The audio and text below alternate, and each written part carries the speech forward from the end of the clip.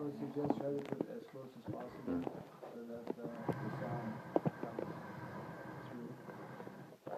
And let it that light, I don't know, try putting it that way. I don't know if it makes it.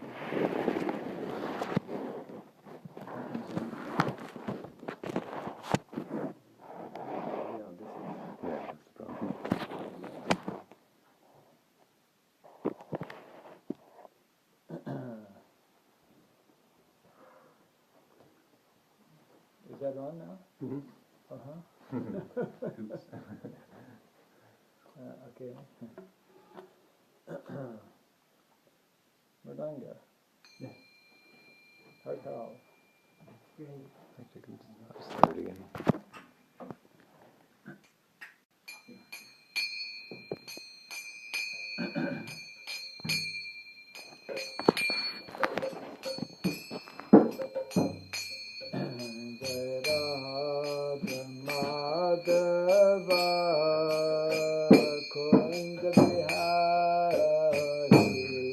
Jaya Radha Madhava Kunja Bihari Jaya Radha Madhava Kunja Bihari Jaya Radha Madhava Kunja Bihari Jaya Gopidana Vallabha Girivardhari Gopidana Vallabha Girivardhari Jaya Gopidana Vallabha Girivardhari Gopidana Vallabha Girivardhari Yashodanandana Brajajana Ranjana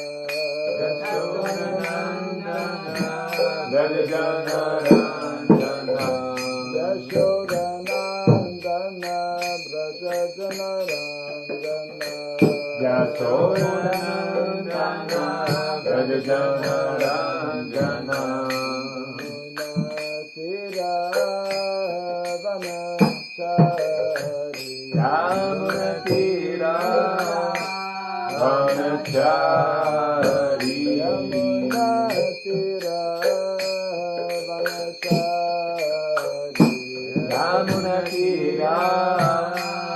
Vanachari Radha Madhava Kunja Bihari Jaya Radha Madhava Kunja Bihari Radha Madhava Kunja Bihari Jaya Radha Madhava Kunja Bihari Jai Gopidana Vallabha Girivardhari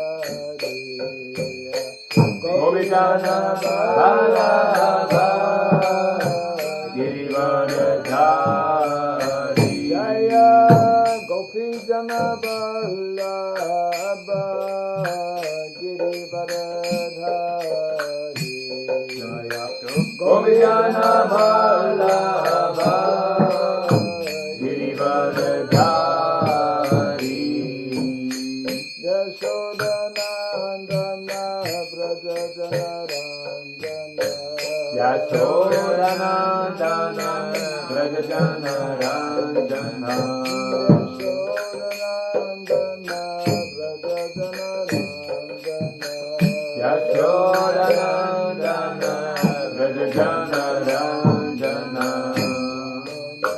Yamunatira Vanachari Yamunatira Vanachari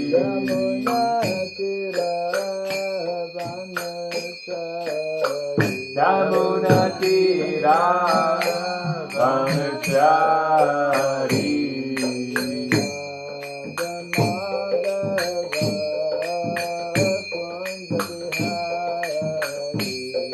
Jai Radha Madhava Kunja Bihari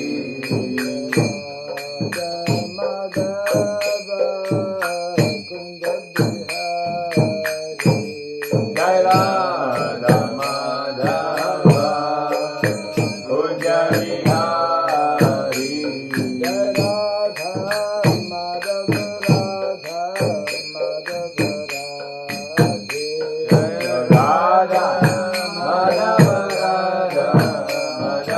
Radhe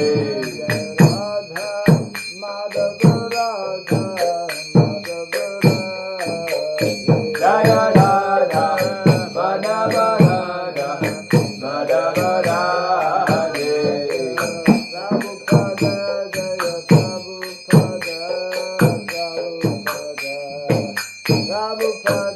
Jaya Prabhupada Prabhupada Prabhupada Jaya Prabhupada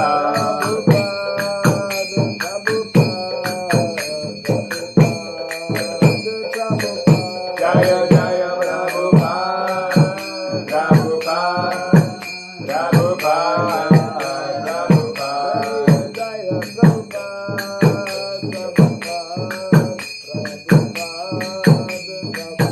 Jaya Jaya Prabhupada Prabhupada Prabhupada All the Pimanandi. Hari Hari Bol Jaya Vishnupada Paramahamsa. Pri Vrajagacharya Stotra Satya Sri Simad His Divine Grace Silabai Charanarvind Bhakti Vedanta Swami Srila Prabhupada Ki Jai. Ananta Koti Vaishnava Jannaki Jai. ISKCON Deviti Founder Acharya's Divine Grace Srila Prabhupada Ki Jai. Namacharya Srila Haridas Thakur Ki Jai.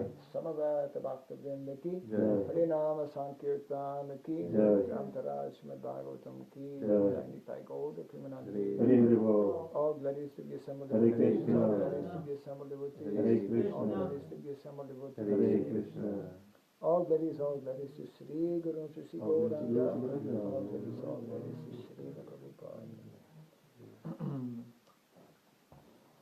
Daivatu Grantaraj Srimad Bhagavatam. Om Ajnanatirandasya Jananjana Salakaya Chakshurunmilitam Jena Tasmai Shri Gurave Namaha Shri Chaitanya Manobhishtam Stapitam Jena Bhutale Swayam Rupa Kadamayandra Tadantikam Narayanam Namaskritya Narayana Namaskritya Naram Chaiva Narottamam Naram Chaiva Narottamam Devim Sarasatim Vyasam Devim Saraswatim Vyasam Tato Jayam Mudirayat. Tato Jayam Udirayat. Before reciting the Srimad Bhagavatam, which is our very means of conquest, let us first offer respectful obeisances unto Narayana, the Supreme Personality of Godhead, unto Nara Narayan Rishi, the supremmost human being, unto Mother Saraswati, the goddess of learning, and unto Srila Vyasadeva, the author. Nasta Prayashabhadreshu Nastadreshu Bhadreshu Nityam Bhagavata Sevaya Nityam Bhagavata Sevaya Bhagavatu Tamashloke Bhagavati Rutamashloke Bhaktir Bhavati Naishtiki. Bhaktir Bhavati Naishtiki. By regularly hearing the Srimad Bhagavatam and by rendering service unto the pure devotee, all that is troublesome within the heart becomes destroyed practically to nil, and loving devotional service unto the Supreme Lord, who is praised with transcendental songs, becomes established as an irrevocable fact. Idam Bhagavatam Nama Idam Bhagavatam Nama Puranam Brahmasamhitam Puranam Brahmasamhitam Utamashloka Charitam Utamashloka Charitam Shakara Bhagavan Rishi Shakara Bhagavan Rishi Nishreyasaya Lokasya Nishreyasaya Lokasya Dhanyam Swasyayanam Mahat. Vanyam Sasayam Mahat. This Srimad Bhagavatam, known as Granthara, as the king of all Vedic literatures, is the literary incarnation of God. It is compiled by the incarnation of God, Srila Vyasadeva. It is meant for the ultimate good of all people. It is all successful, all blissful, and all perfect. Sri Krishna Chaitanya, Shri Krishna Chaitanya, Prabhu Nityananda, Prabhu Nityananda, Sri Advaita Gadadhara, Shri Advaita Gadadhara, Srivasadi Gaura Bhakta Vrinda, Srivasadi Gaura Bhakta Vrinda. Hare Krishna, Hare Krishna, Hare Krishna, Hare Krishna, Krishna Krishna, Hare Hare, Krishna Krishna, Hare Hare, Hare Rama, Hare Rama, Hare Rama, Hare Rama, Rama Rama, Hare Hare, Rama Rama, Hare Hare. Om Namo Bhagavate Vasudevaya, Om Namo Bhagavate Vasudevaya, Om Namo Bhagavate Vasudevaya, Om Namo Bhagavate Vasudevaya, Om Namo Bhagavate Vasudevaya, Om Namo Bhagavate Vasudevaya, Om Sri Sarabhyaya Namaha, Om Shri Surabhyaya Namaha, Om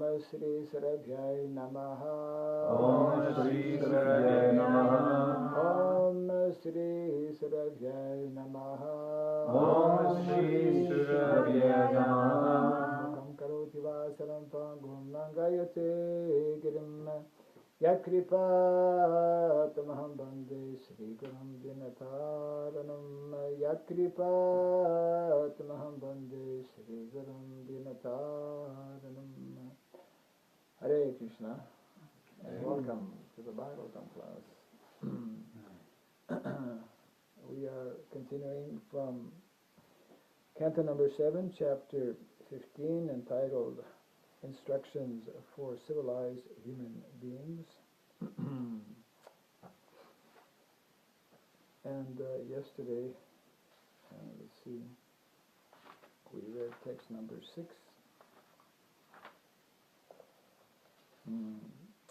Text 7 has no purport. We will go to number 8. Text number, yes. Naitadrisha Naitadrisha, Paro Paro, Dharmo Dharmo, Nrinam Nrinam, Sad Sad, Dharmam Dharmam, Ichtatam Itsatam, Nyaso Yaso, Dandasya Dandasya, Bhuteshu Bhuteshu, Mano Mano, Vak Vak, Kayajasya Kayajasya, Yaha Yaha, Naitadrisha Paro Dharmo Naitadrisya, Paro Dharmo, Nrinam Sad Dharmam Ichtatam Nrinam Sad Dharmam Ichyatam, Nyaso Dandasya Bhuteshu Yaso Dandasya Bhuteshu, Manovak Kayajasya Yaha Mano Vakayasya Saha, Naitadrisha Paro Dharmo Naitadrisha, Paro Dharmo, Nrinam Sad Dharmam Ichtatam Nrinam Sad Dharmam Ichyatam, Nyaso Dandasya Bhuteshu Yaso Dandasya Bhuteshu, Manovak Kayajasya Yaha Mano Vakayasya, Naitadrisha Paro Dharmo Naitadrisha, Paro Dharmo, Nrinam Sad Dharmam Ichtatam Nrinam Sad Dharmam Ichyatam, Nyaso Dandasya Bhuteshu Yasyo Dandasya Bhuteshu, Manovak Kayajasya Yaha Mano Vakayasya Cha, Manovak Kayajasya Yaha. It's okay. Na, Never. never, Itadrishaha. Itadrisha, Like this. like this, Paraha. Paraha, A supreme or superior. supreme or superior, Dharmaha. Dharma, Religion. religion, Nrinam. Nrinam, Of persons. of persons, Sat dharmam. Sadharanam, Superior religion. superior religion, Ichtatam. Ichyatam, Being desirous of. being desirous of, nyasaha, yasaha, giving up, Giving up. dandasya, dandasya, causing trouble causing trouble because of envy, because of envy, bhuteshu, bhuteshu, unto the living entities, unto the living entities, manaha, Manaha. in terms of the mind, In terms of of the mind, vak, vak, words, words, kaya jasya, kalajasya, and body, and body, yaha, yaha, which. which. Translation and purport by His Divine Grace A.C. Bhaktivedanta Swami Srila Prabhupada Ki. Try. Okay. Actually, 8 also has no purport. So before we read the translation for 8, we will read translation for 7, just the translation. This is Narada Muni speaking to Yudhishthira Maharaj. A person fully aware of religious principles should never offer anything like meat, eggs, or fish in the Shraddha ceremony. This is very important reference actually, because in India especially people, maybe other places also, because it's a special festival, they make it like a festival or big event, and they think they have to offer something special like meat. Yeah. So a very important reference here. Yeah. They offer in different religions. They also offer like meat or some kind of dishes for the departed souls. Yes. Or something. It's Yes. not called shraddha, something else. But Correct. so they offer meat, eggs, and.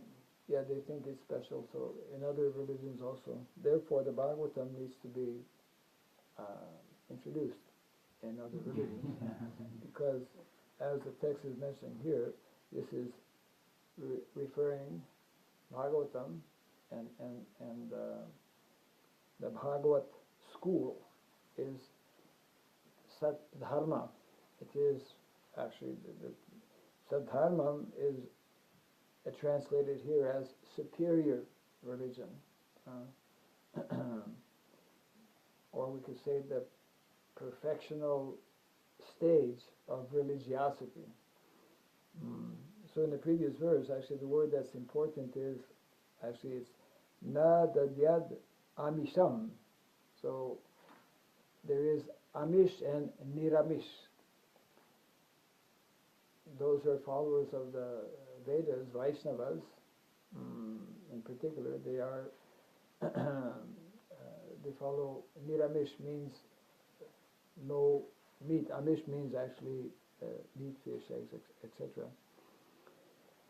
So this is a direct quote, actually, the previous one, that means text number 7, against offering such kind of foods in Shraddha ceremony.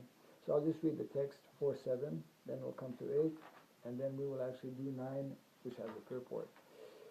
So text 7, a person fully aware of religious principles should never offer anything like fish, meat, eggs, or fish in the Shraddha ceremony.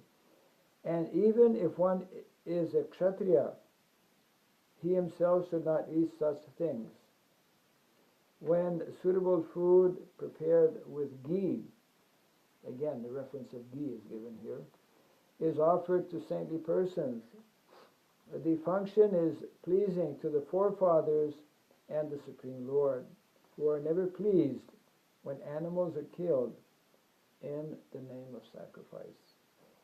And text number 8, persons who want to advance in superior religion are advised to give up all envy of other living entities, whether in relationship to the body, words, or mind. There is no religion superior to this. This is interesting because in the first verse of the 9th chapter of the Bhagavad Gita, Krishna makes that very point to Arjuna. Idam tute guyatamam pravakshami anasuyave jnanam vijnanam.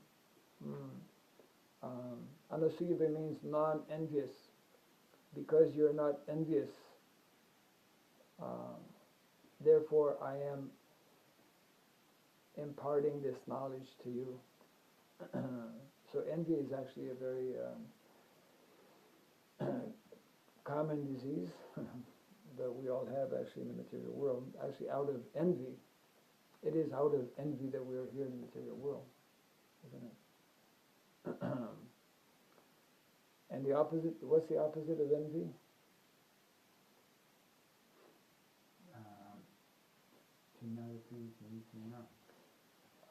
Humility. Humility is connected. If one is envious, it means that he has some false. He wants to.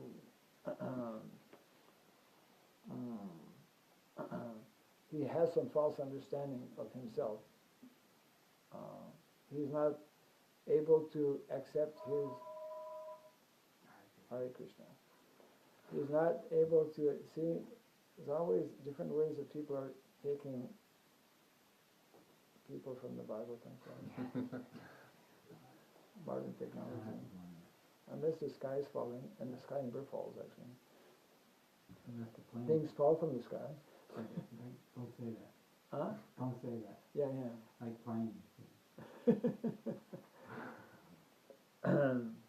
So let's go to text number 9, which has a purport. Again, I'll just read the translation and the purport by Srila Prabhupada. Because of an awakening of spiritual knowledge, those who are intelligent in regard to sacrifice, who are actually aware of religious principles, and who are free from material desires, control the self in the fire of spiritual knowledge, or knowledge of the absolute truth. They may give up the process of ritualistic ceremonies. Let's see what is in the purport. The people are generally very much interested in karma kanda, ritualistic ceremonies, for elevation to the higher planetary systems. But when one awakens his spiritual knowledge, he becomes uninterested in such elevation and engages himself fully in jnana yajna, to find the objective of life. The objective of life is to stop completely the miseries of birth and death and to return home back to Godhead. When one cultivates knowledge for this purpose, he is considered to be on a higher platform than one who is engaged in karma yajna, or fruitive activities.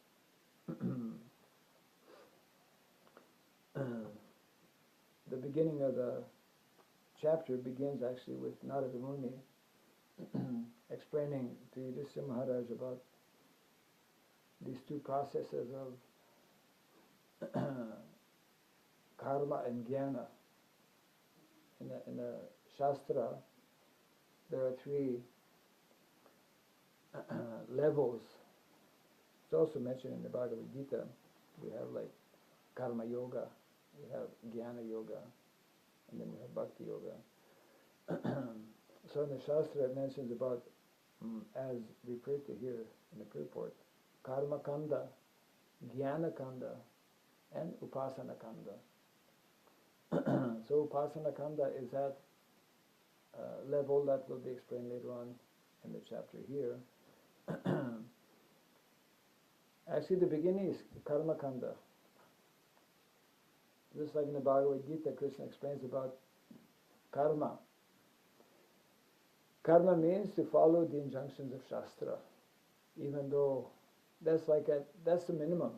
To be considered civilized, one should follow Shastra. How many people are following Shastra in the world today? Not too many. If one does not follow Shastra, one is not considered civilized, because one is not accepting superior knowledge. So we know that in the Shastra, different Shastras, not only Vedas, of course the Vedas are the only Shastra that has no beginning. Other scripture, other holy books or sacred books have a beginning. Christianity has a beginning. Islam has a beginning. Buddhism has a beginning. We can trace out beginnings, but there's no beginning of Vedic knowledge. Although when they say, well, Krishna spoke Bhagavad Gita 5,000 years ago, he did, and if you read it, he explains that I spoke this long time before also. Yeah. So dharma begins with at least this lower level of karma, performing activities. Karma means activities, performing activities that are authorized in the Shastra. And most people who do that, they generally do that for some material benefit,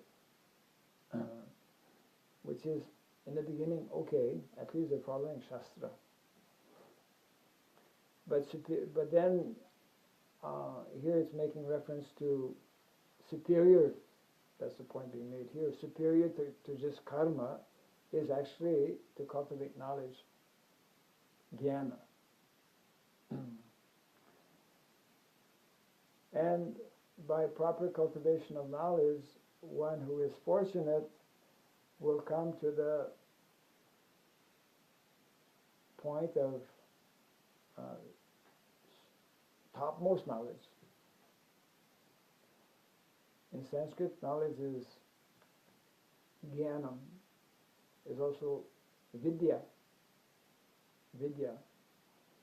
So Krishna speaks about vidya again in the 9th chapter. Raja Vidya, the king of all knowledge, or the superior knowledge. Or what's one of the books, topmost knowledge, right? Topmost yoga. And that is only possible by some special mercy of coming in contact with individuals who have that superior knowledge.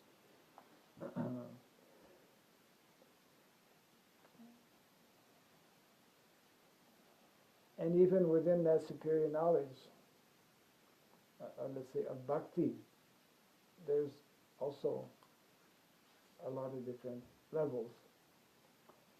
So it means that actually to become fully self-realized is generally a long process. But if one is fortunate to come in contact with such literature as Srimad Bhagavatam, then one gets that opportunity. And I think in one of these texts or purports it mentions about, in addition to coming to the platform of not being envious, to also not be fruitive. In other words, to perform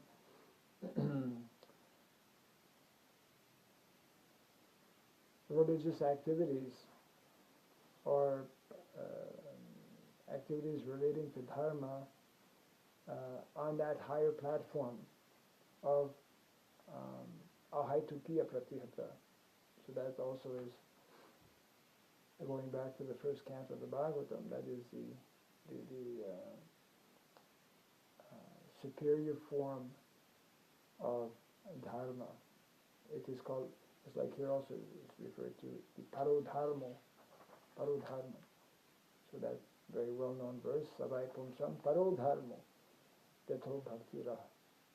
Deto Bhakti adhokseti, ahaitukya pratyata. Isn't it also an explanation of no beginning? Haitiki pratyata. What does that mean again? No. Uninterrupted. Uninterrupted. Yeah. Unalloyed. It means continuous. Continuous. Yeah, without material motivation and without interruption. Without interruption, yeah. That is the meaning of sat, actually. Sat. Sat means eternal. So because everything relating to this body is not eternal, body is perishable, therefore our activities have to come to the platform of sat. We have to bring this body or connect this body to activities that are of that nature.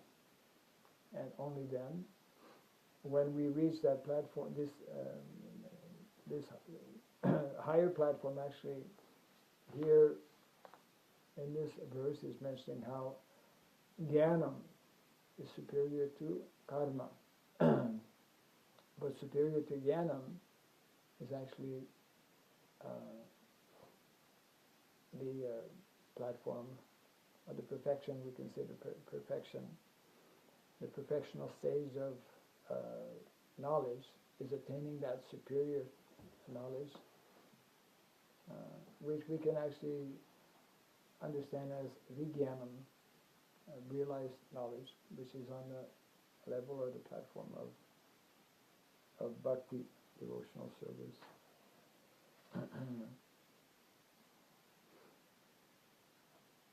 So persons who want to advance must give up all envy to other living entities. That's described as paradharma.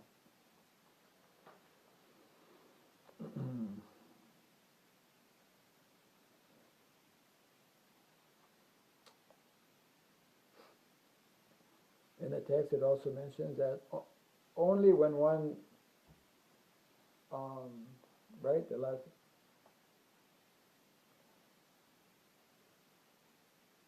those who have come to that highest level, they may give up ritualistic ceremonies.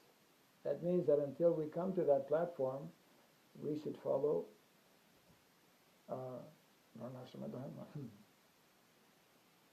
Because that's part of rules and regulations or rituals.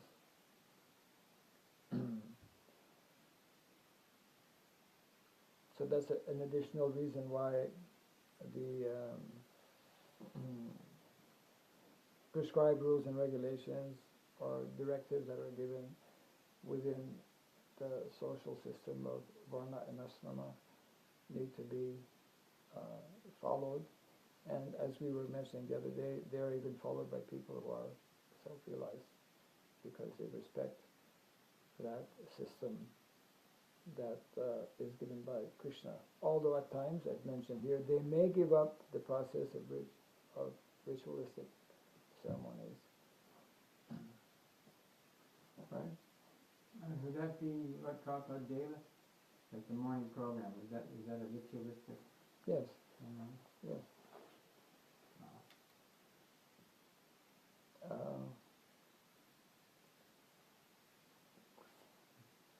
He injected varnashram into the morning program for us.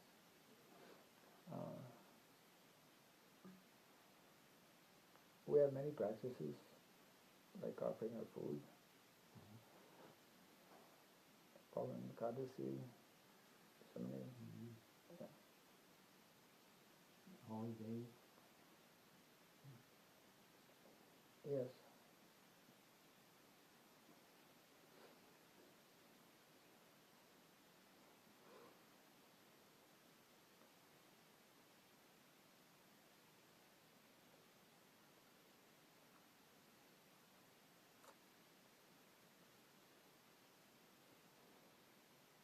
And what is Prabhupada telling us being the objective of life?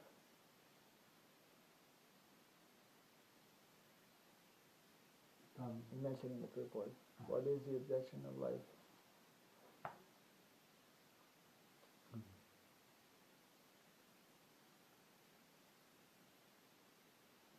Developing love for Krishna. That is the dogma. Krishna. And what will be a consequence of that? Devotional service. That's the process. What will be the consequence of that process? I mean, yeah, developing our... Prabhupada explains in the purport here how the objective of life is to stop completely Birth and death. our miserable condition of birth, death, old age, and disease. Right? And to return home back to God.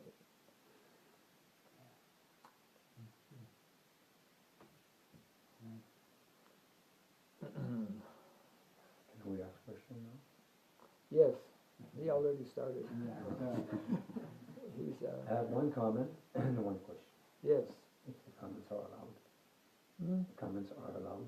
Comments are allowed. Absolutely. Prabhupada was talking about jnana and then higher. Makes me remember that in the 6th canto of the Bhagavatam, the process of jnana is explained as a formula. It's not just intellectual understanding, which is also very important to read. But the process of knowledge, acquiring knowledge, is described in a verse in the 6th canto. Tapasya brahmacharyena samena cha dhamena cha shajina sasya susavyam jnanena niyamena va. The process of knowledge starts with brahmacharya. Tapasya, which starts with brahmacharya. Tapasya brahmacharyena samena, mind control, dhamena, sense control. Tyajena, renunciation, sushavyam, cleanliness. Then niyamena, following the do's and not following the donuts. the don't and the donuts. The do-nots.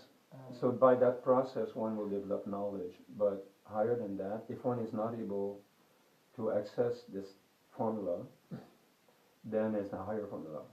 Kechit kevalaya bhaktya, vasudeva parayana, agan dunvanti karshnaya, niharam eva bhaskara. By approaching a pure devotee, a vasudeva parayana, and rendering service unto him.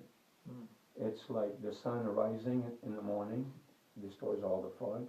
So all the sinful reaction in one's heart becomes destroyed when the holy name rises in the heart, given by a pure devotee.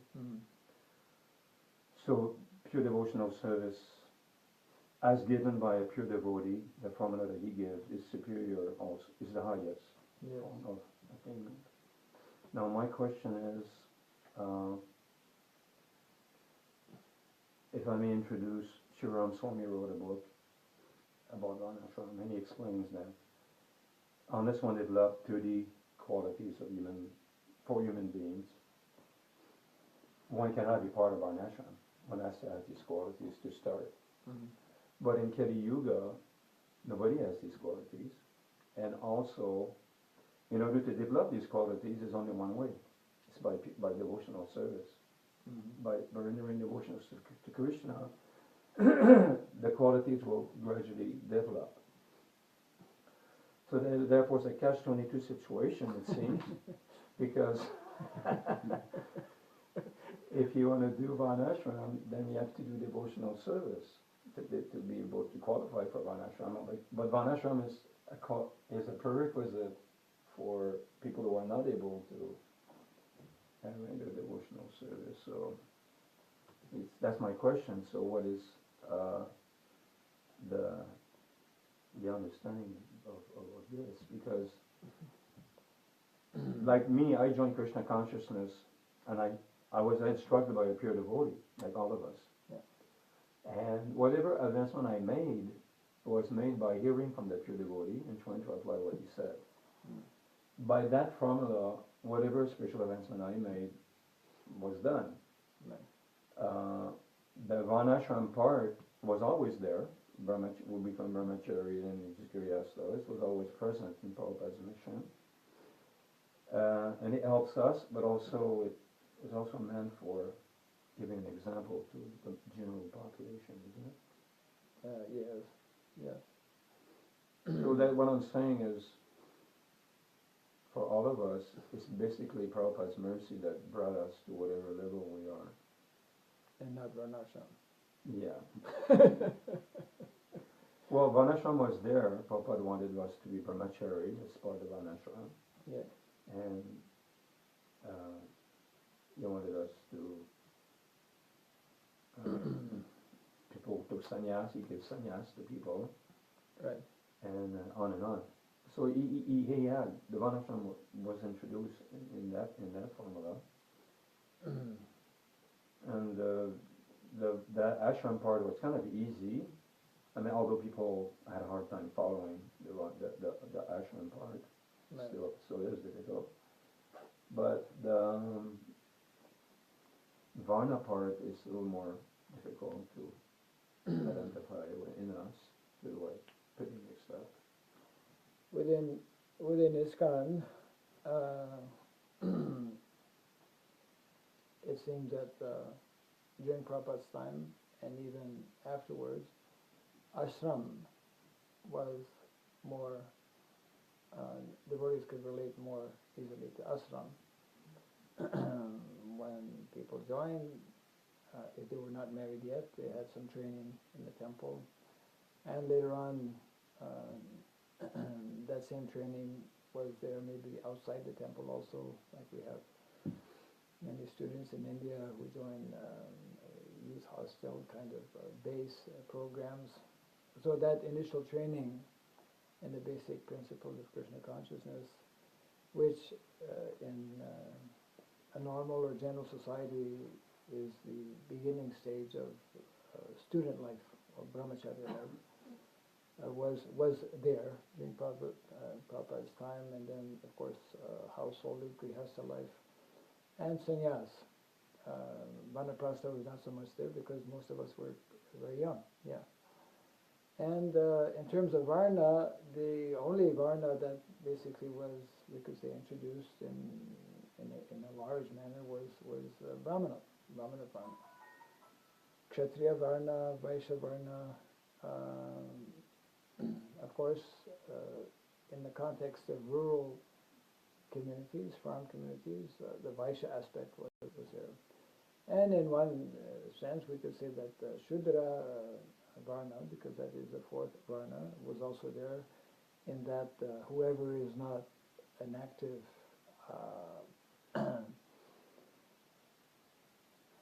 person in Brahmana activities or Kshatriya activities. We also have Kshatriya temple presidents, those involved in administration, that these are Kshatriya activities. Vaishya also is not only farming but also trade or business, right? But coming back to your, just wanted to make this point that within ISKCON, during Prabhupada's times and afterward, up to now, more of the ashram aspect was developed than the Varna aspect. If we look at the overall society in terms of Varna occupations, much less of that was introduced formally. It's like we have only initiation for somebody to become a Brahmana. We don't have initiation for somebody to become a Kshatriya or a Vaishya, whereas in the Vedic culture, those who are Dvijas, there is a procedure by which they become officially recognized, trained and recognized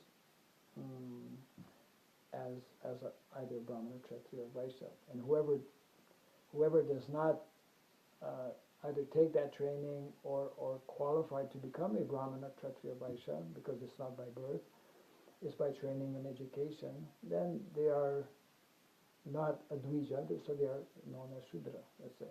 And those, of course, who don't follow the basics, they're outside of the system altogether. coming back to your comment and question regarding the catch-22 question, yeah, it does seem contradictory that if we, on the one hand, simply concentrate on bhakti, devotional service, we gradually become purified and we will develop these qualities. Whereas on the other hand, it mentions that, well, unless one comes to the mode of goodness, which is the whole system of varnashram is to facilitate or enable people to come to the mode of goodness, one cannot take to spiritual life so easily if one doesn't come to the mode of goodness. Although it is not absolute, because many of us were not in the mode of goodness when we came to Krishna consciousness, but because of the potency, power, and effect of a pure devotee coming in contact with a pure devotee can turn iron into gold. It's a touchstone. So, although theoretically it is a fact that simply by, and Shastra also mentions that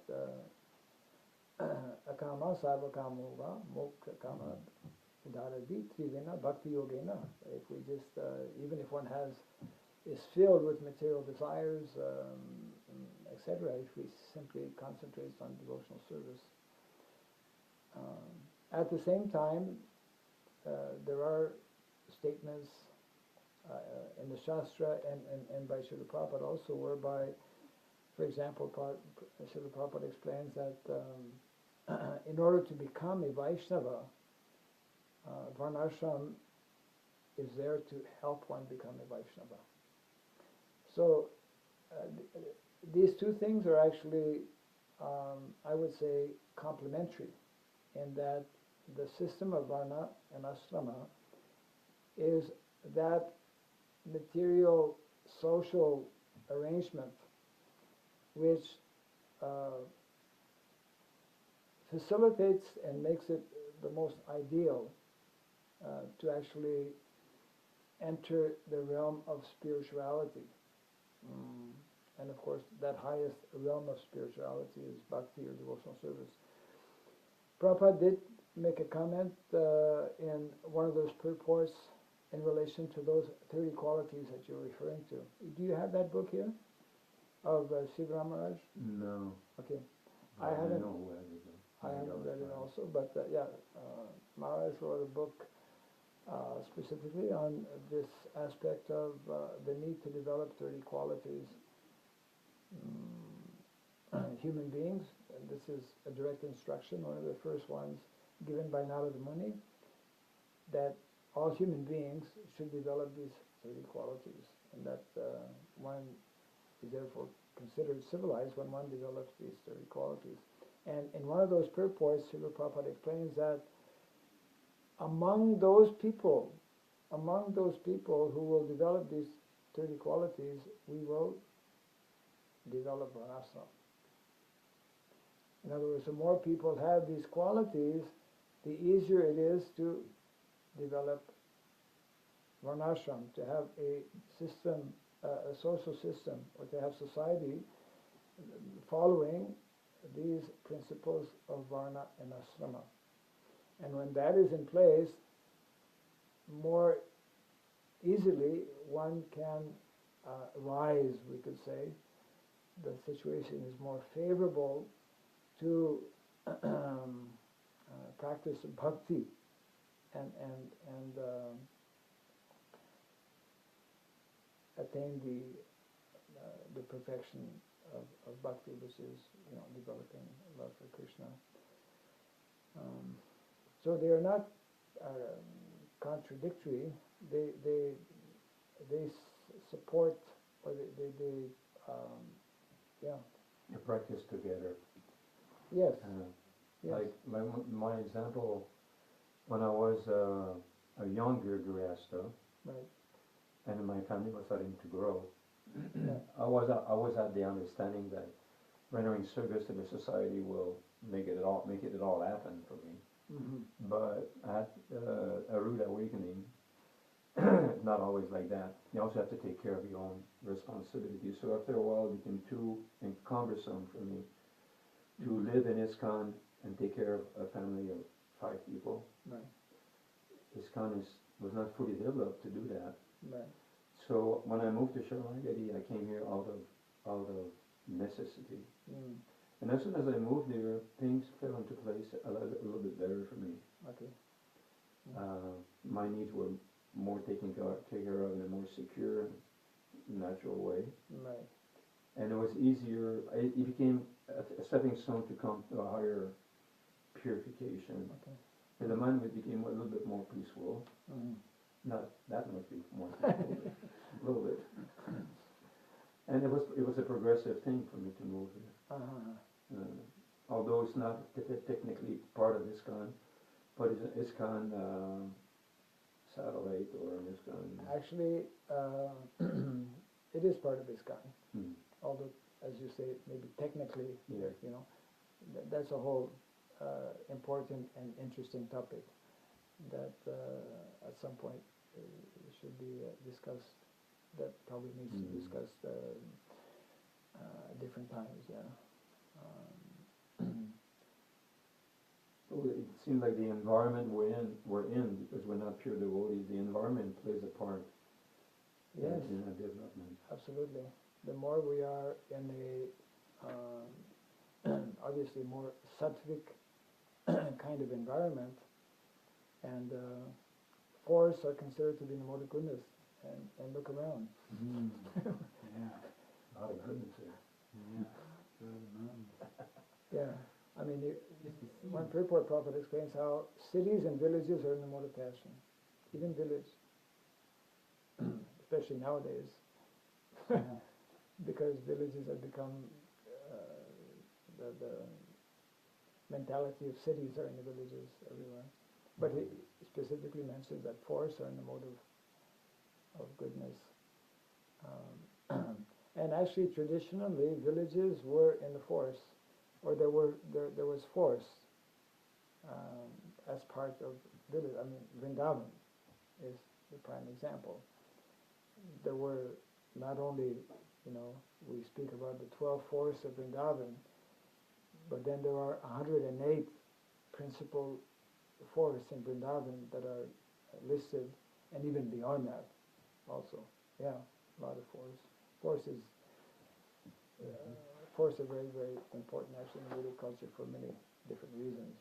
That's a whole other topic, of course, in itself. Any other last minute comment or question?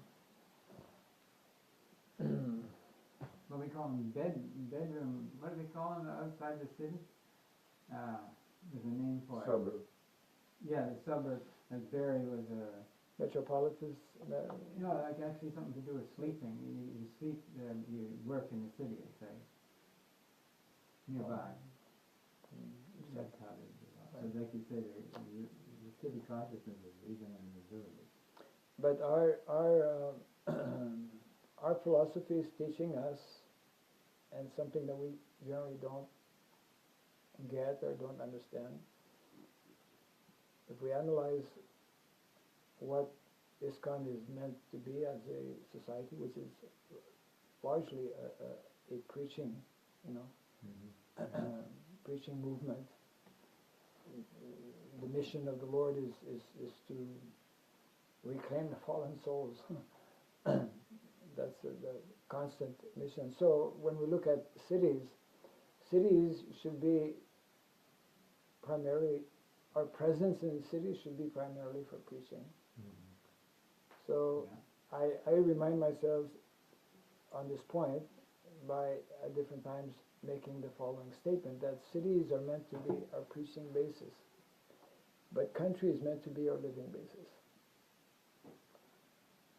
In general, especially in the context of modern day development, which is giving overemphasis on urbanization. And therefore, we as devotees are also caught up in that. And if we do preaching in the cities, then we can survive. If we don't do preaching, then it's practically impossible to survive. So therefore, families of devotees who are in cities and who are not preaching should not be in the cities. And we should facilitate, we should understand the importance of assisting and helping such families to actually relocate in the country. That also is a whole big topic, of course, in itself. We will stop here. I believe we are past 7:30, and now we'll have Guru Puja. Jai Grantaraj Srimad Bhagavatam Ki Jai Srila Prabhupada Ki Jai. Gaura Premanandi. Hari Bol.